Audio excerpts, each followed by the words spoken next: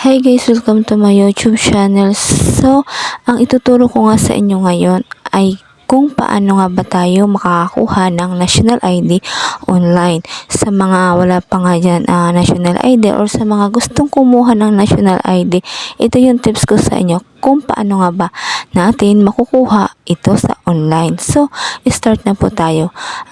Punta po kayo ng Chrome or Google, then isa-search nyo po doon yung national ID .gov.ph. At dito guys sa taas, i-click nyo siya.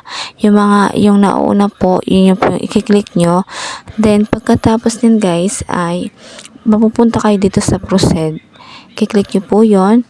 Then, dito is may pipill upan kayo. Ito yung first name, middle name, last name, birthday. Then, ito guys, itong national ID birth is ano lang po yan, optional. Pwede nyo po yan hindi lagyan or pwede din po nyo lagyan. Then, continue. Click nyo po yung continue. Then, so guys, maghihintay lang po tayo hanggang sa mag-verify po siya.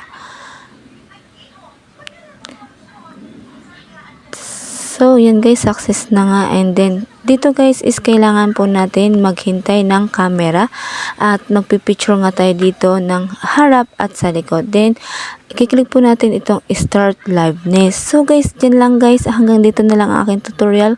At kung nagustuhan nyo, pa-like at pa-share. Thank you for watching.